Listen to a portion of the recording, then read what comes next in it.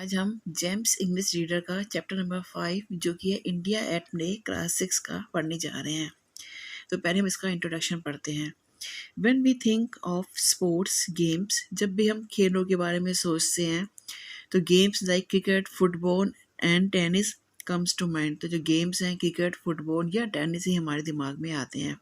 We rarely think of games such as kabaddi, gilli danda and kit-kit. हम बड़ा कम ही कबड्डी, गिल्ली डंडा या खिट-खिट जैसी गेमों के बारे में सोचते हैं। Though they have been with us for centuries, जबकि ये हमारे साथ सालों से जुड़े हुए हैं। And are played enthusiastically in almost every village and city of India. और भारत के हर गांव और शहरों में बड़ी उत्साह से खेले जाते हैं। What are these games? Where do they come from? And what do they mean to us? Let us read. तो ये गेम्स क्या हैं, ये कहाँ से आए हैं और इनका क्या मतलब है, आइए हम पढ़ते हैं। लेसन स्टार्ट करें। In the history of humankind, इन लोगों की या इंसानों की हिस्ट्री में sports has played always played an important role. खेलों ने बड़ा अच्छी ज़रूरी भूमिका निभाई है, both as a source of amusement and mean of keeping the mind and body fit. ना ही केवल हमारा इंटरटेनमेंट किया है, हमारा उत्साह बढ़ाया है, जबकि हमारी माइंड, हमारे दिमाग और हमारे शरीर को भी फिट रखा है। In ancient time as with many ancient civilisation, Bharat की पुरानी सभ्यताओं में it was not enough to gain knowledge, खाली नॉलेज लेना ही काफ़ी नहीं होता था। The health and fitness of one's body was equally important. किसी भी इंसान की शरीर की, उसकी तंदुरुस्ती और उसकी जो सेहत है वो भी बड़ी मायने रखती थी। Long before India had embraced, बहुत पुराने टाइम में इंडिया ने गले लगाया है किसको, क्रिकेट को और फुटबॉल को। और games such as kite flying, kabaddi and kho kho, to name a few were played both by kings and commoners. और जो गेम्स हैं, पतंग उड़ाना, कबड्डी खेलना या खो खो खेलना, वो राजा और आम इंसानों के लिए पुराने ज़माने में खेले जाते थे। These games do not boost of having sports stars like Sachin Tendulkar और MC मैरी कॉम। इन खेलों ने कोई बड़े बड़े स्टार्स नहीं हमें बना के दिए जैसे कि सचिन तेंदुलकर या MC मैरी कॉम है, बट लेकिन they are immensely popular even today, ये आज भी पॉपुलर हैं। Interesting, the earliest forms of some of these game existed even before the Mahabharat were written. और बड़ी अच्छी बात है कि इनमें से कुछ गेम ऐसे हैं जब हमारी महाभारत लिखी गई थी उससे पहले से खेले जाते थे। आइए पढ़ते हैं वो कौन कौन से खेल हैं। इसमें से पहला खेल है kho kho. Kho kho is one of such example. Kho kho उन्हीं खेलों का एक उदाहरण। Game of great agility and alertness, इस गेम के द्वारा हमें काफ़ी जागरूक रहना आता है। इन एंशियंट टाइम, पुराने टाइम में it was played on Rath on chariots, पुराने टाइम में से रथ के ऊपर खेला जाता था। एंड वाज नोन एज रथेरा, और इसका नाम रथेरा रखा गया था।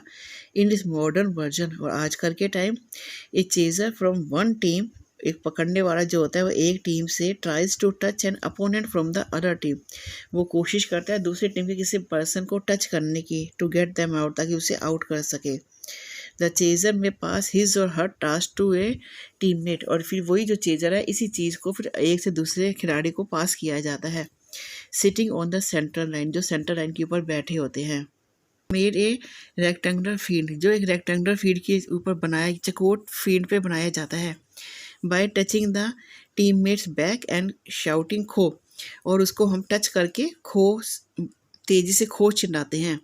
The team that takes the shortest time to dismiss its rival and win, जो टीम थोड़े टाइम में दूसरी टीम के सारे खिलाड़ियों को आउट कर देती है वो विनर मानी जाती है। Another game of touching and dismissing opponent is kabaddi, इसी तरह का एक और भी गेम है जिसमें कि टच करके हम दूसरे टीम के खिलाड़ियों को आउट करते हैं, उसका नाम कबड्डी है। It is said to have originated from the Mahabharat, इसे कहा जाता है कि इसकी शुरुआत महाभारत से की गई थी। Incident of Abhimanyu getting trapped in चक्रव्यूह, महाभारत में जो इंसिडेंट हुआ था जिसमें कि अभिमन्यु को चक्रव्यूह में बांध दिया गया था, क्रिएटेड बाय हिज एनिमल, जो उसके दुश्मनों ने क्रिएट किया था। Kabaddi is a game of breath control, kabaddi जो एक गेम है सांस को रोकने, कंट्रोल में लेने का भी एक गेम है। रीडिंग एंड डूडलिंग, चकमा देकर a player raids the opposing team, जो प्लेयर है वो जाता है अपोजिट टीम में, tries to touch an opponent, opposite team के खिलाड़ी को टच करता है और रिटर्न टू हिज और हर टीम, और अपनी ही टीम में वापस आ जाता है। On the wide chanting kabaddi kabaddi and holding the breath, और उसे लगातार कबड्डी कबड्डी बोलना होता है अपनी सांस को रोकते हुए। एट द एशियन गेम्स जो होते हैं, so far India has always won gold medal in kabaddi, India ने हमेशा ही कबड्डी में गोल्ड मेडल लिया है।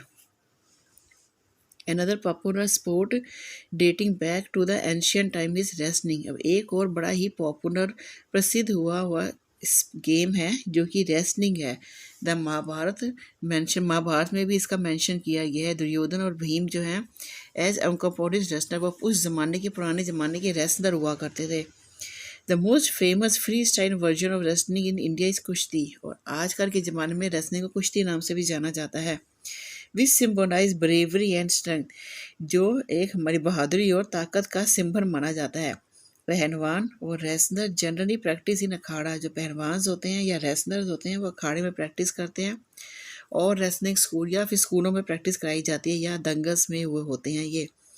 एनुअली साल के अंदर गाँव में business competition decide a new champion every, इसी तरह हर साल गाँव में एक नया चैम्पियन डिसाइड किया जाता है। मैनी इंडियन रेसलर, कई इंडियन के रेसलर हैं जैसे कि सुशील कुमार, गीता फोगट, बबीता कुमारी, ये सारे जो रेसलर हैं गेंट इंटरनेशनल फेम, इन्हें देश विदेश से नाम प्राप्त हुआ है and become the face of India wrestling, और इन्हें इंडिया की पहचान बनाई है रेसलिंग में।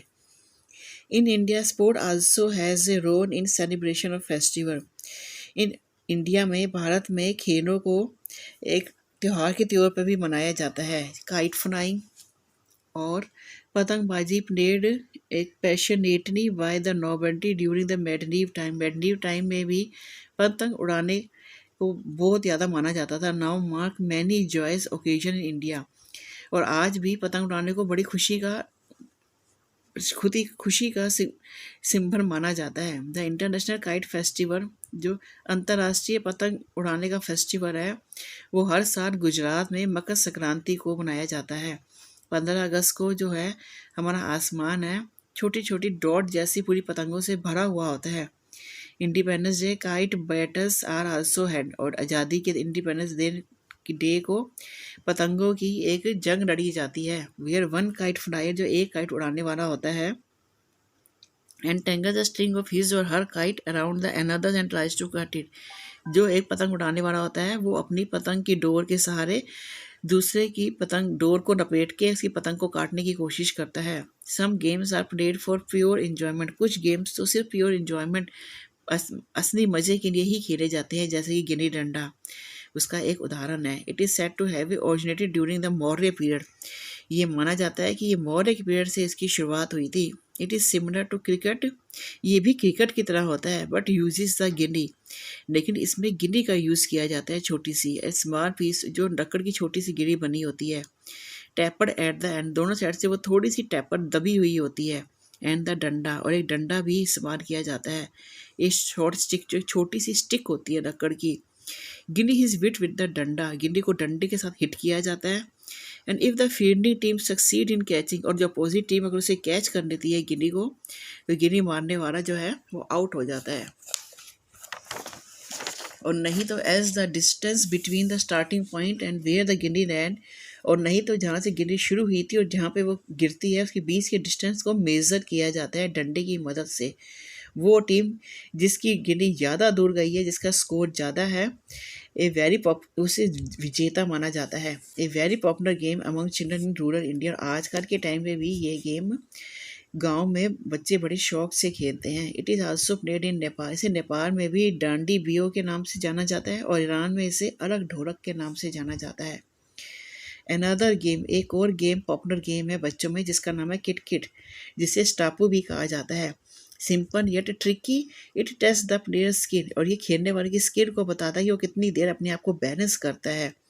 ए number grid is drawn on the ground, एक चेक की तरह से ग्रिड बनाए जाते हैं ग्राउंड के ऊपर। Player has to toss a stone, और फिर स्टोन को फेंका जाता है उन्हें मारकर, जिस पे नंबर लिखे होते हैं। And hop on one leg from one end to grid to another, और एक टांग पे उछलते हुए एक एंड से दूसरे एंड पर जाना होता है।